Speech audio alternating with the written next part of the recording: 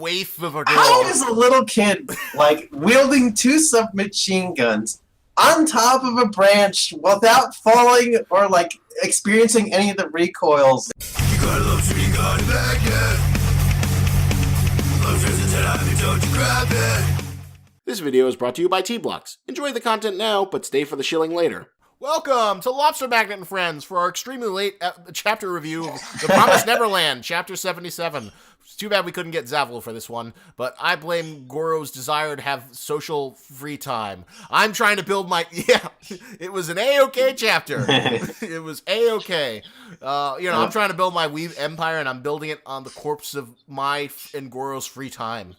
So how dare he not give me my free time to build my Weeb empire? Totally my bad. Just watch. When we have that Weeb empire, I'm going to give you, like, an evil death stare saying, like, we could have had this sooner. Rah, rah, rah. Well, anyway, into this week's Promised Neverland. What do you think of the chimp child murder this week? Oh. Wait, what? Well, like the kids were kind of like chimpanzees. The way I see this chapter, they were chimp child.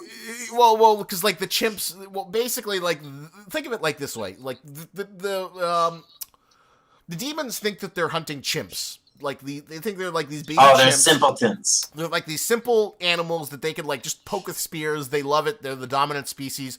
But now they've grown so arrogant. They let those chimps grow into adolescent. And now those chimps are going to come and just, like, beat and tear them apart because the demons were negligent in terms of purging the teenagers.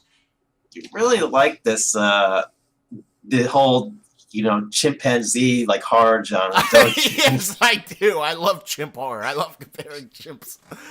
Did you ever see my monkey murder manga? I haven't looked too deep into it yet. Have you seen the video? I mean, I showed you that one part, but did you ever see the final video? I saw the final video. Yes, it was. Yeah, there you go with the Ron Perlman fighting the baboons. Yes. Chimp horror, underutilized, subgenre. Yeah. I hear one in the background right now.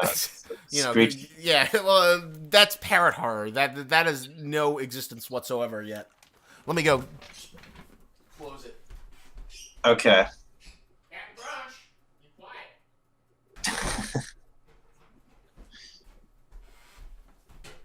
Well, so what did you think now that we got to see the plan and we got like that incredible shot of like just the little like freaking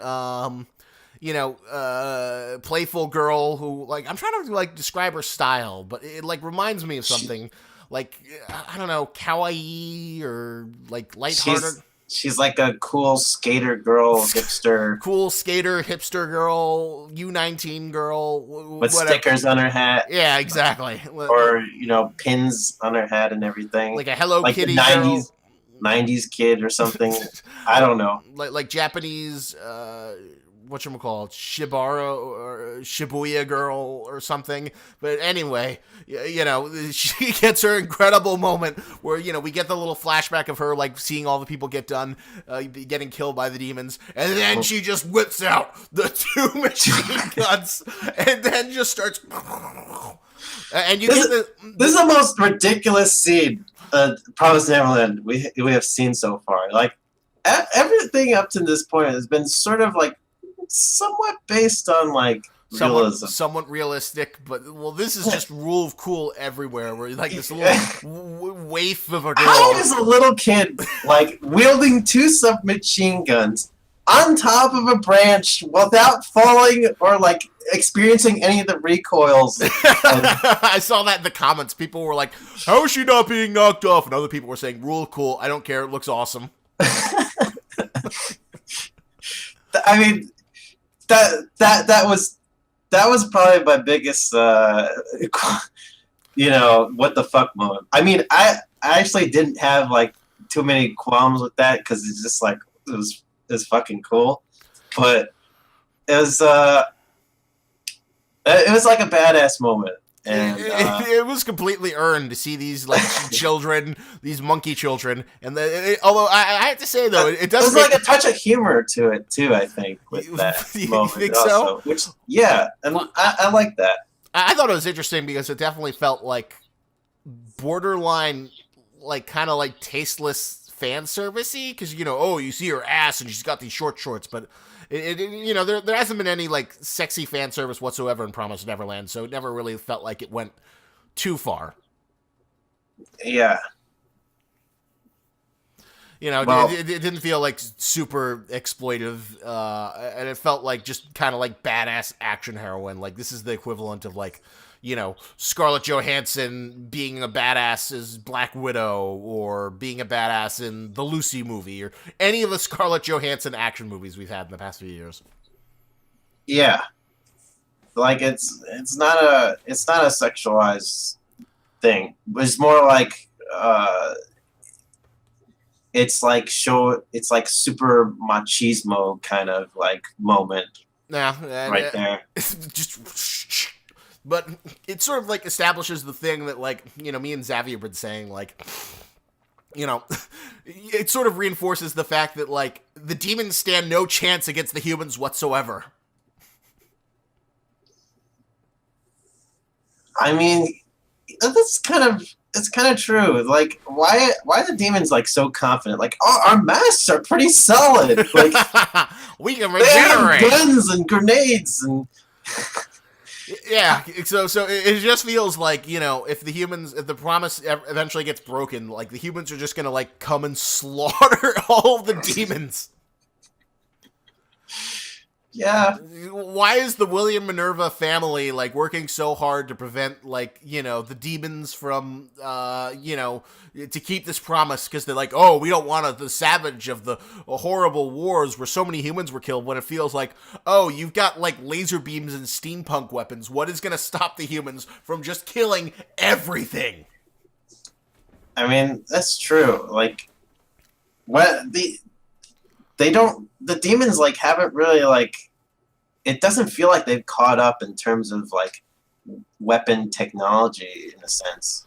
Yeah, they don't seem impressive at all. Like the best we've seen was like big ass demon swords. Yeah, and him cutting down a tree, which like doesn't equal the power of weapons. Yeah. But that aside, it was awesome to see the kids finally like turn against the. Did you like the sort of like? I mean, it wasn't as clever as like something you'd see in like Death Note, but I do like the fact that there was some like strategy other than just like pelting them with bullets. Yes, I do. I did like that too. Like they actually showed some thoughtfulness in like how they were executing their plan. And I appreciated that. It was like kill the minions first, like their masks are weaker. Yeah, like look like you're like spraying them idly, but then like shoot them on the sides. That'll get rid of their masks, and then you can like shoot them in the core. Right, and enrage them by trying to hit their eye, so they'd lose focus. And then that final panel where she is removing the mask. I love the way that's drawn. And she's like, "Now time's up, rich boy," or something like that. I love that line. That was a great line and a great last panel to end the chapter on. As like the freaking, of course, Luce, of course, is gonna like die first. The freaking lazy guy who just like sends his like little assistants to like do his dirty work because he's like, and gets carried around. It was a very, very satisfying thing. It was like a very fun, badass moment to see the tables turned and actually see them, well, not quite Death Note level plan, the fact that there was like a strategy that they were operating under. Yeah, and you know what? There's something about this chapter that I appreciated more, and it was because of the little flashback storytelling elements. Like, they showed, like, that there's some real emotion behind, this sequence. Like, sometimes when they show action in Promised Neverland, they don't really show, like, the underlying, like, history and emotional feels behind some of this stuff, and I think mostly we need more of that. Mostly, they really, I mean, it's definitely important for like all these like new characters who we've never really seen before, and they have more history because like think about it, like Emma, Ray, and Norman, they don't have any I mean, the man with no name, Rufio, needed that. Definitely needed that. But it makes sense of why you couldn't have it with like Emma Ray, because generally they had pleasant memories being in their orphanage, or what they thought was their orphanage. Right. But yeah, obviously, like, that works much better for these characters since we need to establish them. We still don't even know most of their names, but, it's good to give them a sense of history in terms of, like, all the horrible memories they have of, like, friends and family that they watched get killed just so they could lead up to this moment. It helps give that, final sequence, like, that more emotional punch to it, I think. And I think that was definitely missing in, like, a lot of chapters in Promised Neverland. Yeah, I'll definitely give you that. It was definitely good to see it here. It would have been interesting to see, like, maybe even some backstory for, like, remember, God, what were their names? Lucas? No, even before then, Songju and Musica. Like, maybe some, like, panels of them and, like, their history with, like, some of the demons and, like, why they doing what they're doing. Like, that would have maybe helped, like, flesh out their story a bit more, like, flesh out, like, this whole scenario a bit better. Well, they were still trying to play coy and not, like, tell us too much about, like, the demon history. So, we still don't know what the seven walls are, or that stupid thing that Musica alluded to. But it could have been, like, a vague backstory. It could have been pretty vague. I mean, don't get me wrong. I agree with you. I think a backstory for Songju and Musica would have helped them a lot. I don't disagree that was, but in a weird way, I understand why they didn't. I don't think it was a good decision, but it made sense to me. Yeah. Because, Songju and Musica are still, like, the weakest, worst things in the Promised Neverland. Yeah. Yeah, they are. And the only way that, like, redeems them if, like, Songju gets, like, murdered after he, like, eats, like, pure humans. Or something. Okay, there's something about the demon designs. Especially, like, the female demons. Okay, you notice, like, the sort of dominatrix looking demons, like, what about them? They look like they're in, like, skin tight leather clothes, and, like, the female one is just like super busty, and, like, has lipstick on. Like, I feel like these are, like, very I mean, I kind of want the female demons to feel a little bit more alien and less like, that is true. It is kind of like but then again, the demon designs have been all over the fucking place. So, like, so far they haven't been, like, super consistent, and we don't really know what the rules are. I mean, well, I'll tell you this though. We get a little bit the chapter technically is already out, 78, and I've seen the raw of it, and you get to see what, like, Luce or the little rich dude looks like without his mask, and then you kind of, like, get a better idea of, like, what the unified aesthetic is for the demons. Oh, okay.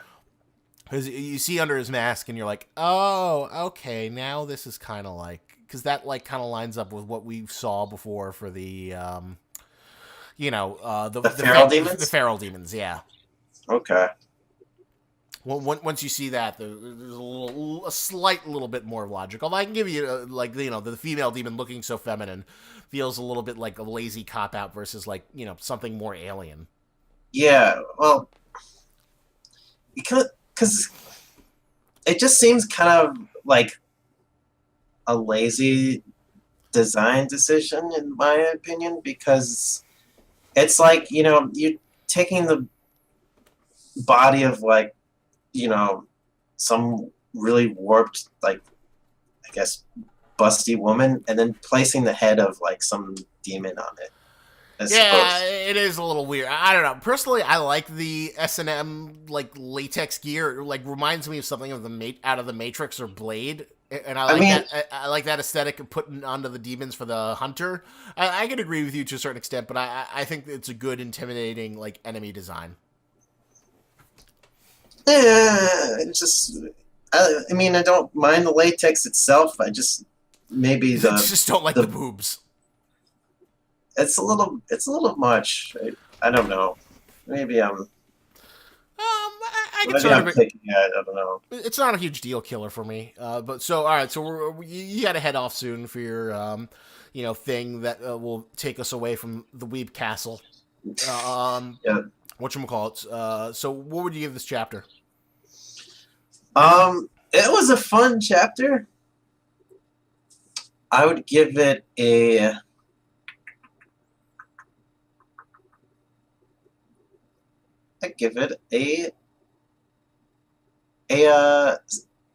7.5. What? Only a 7.5? Not even like higher, Mr. Like I hate the Promised Neverland with these past chapters? This is a big improvement on, the chapters previous to it. Like I feel like I haven't given it a 7.5 in a very long time. I thought you gave the last one a 7.5. I think this was definitely a solid 8 or 8.5. I'm gonna give it. Fine. All right. Because of that last panel, like I'll give it an 8. I think it was a good 8.5. I think this is like, this is like the chapter that defined like what action is in the Promised Neverland, considering it hasn't been very action focused. And if it's little kids with machine guns fighting demons, then you know what? I'm all for that. No superpowers. I like Emma running around with her guns and all the little kids with machine guns. Yeah. It feels like now in Promised Neverland as well, and hopefully this arc continues to go well, and it's another high point. Yeah, I hope so. It's like, the last sequence in general was pretty satisfying, and I just want to see more of that in Promised Neverland now. I just hope Lewis can live up to the hype, and I hope he turns out to be like a badass. Because I don't want to be disappointed by Lewis. Yeah, that's my big. That's what's gonna live and define this arc. Is like the hype is pretty high for Lewis. He has the potential to live up to it, but if he doesn't, then it's gonna be fucked. I mean, his character design is. I don't know. I just feel like he seems a little bit overhyped right now, in my opinion. He definitely is overhyped, so that's why I think it's really important that Lewis has to get like a victory or two. He's got to kill some kids. Yeah. Yep, for sure. Lewis is like the biggest X factor of like what's going to make or break this arc. And if he goes down easily, then I'm going to be super pissed. Yeah. If he just becomes like a sack of wasted potential, that's when I get angry. Yeah. Hopefully that doesn't happen. Hopefully, yeah. Fingers crossed. All right, so thank you for hanging out with us and hearing our thoughts on the latest chapter of Promised Neverland. And remember, lobsters and tennis, but don't you grab it.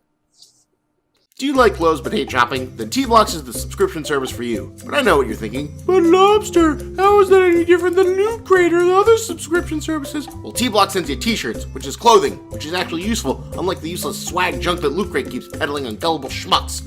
And this isn't just knockoff brand crap. T-Blocks hooks you up with licensed shirts for all the stuff you love, because you need clothes. How else are you going to keep your puny human man flesh protected from the elements? T-shirts are useful for any occasion. Wear them, give them to friends, give them to enemies, knit them together, make a quilt. T-shirts are life. And you know the best part? It'll only cost you $6.99. That's right, you can get 12 shirts sent to you for once a month for only $6.99. And you know what? If ultra cheap licensed goods are too basic for you, then there's also the Community T-Block set, which features original designs from the best up-and-coming artists, so you can keep that hipster street cred. But I'm here to save you even more money! Use the code LOBSTERTBX at checkout, and you'll save 10% on any order. Be a t-shirt wearing god amongst mortals. Use the power of the most expensive seafood to get you the cheapest t-shirts now! Magazine,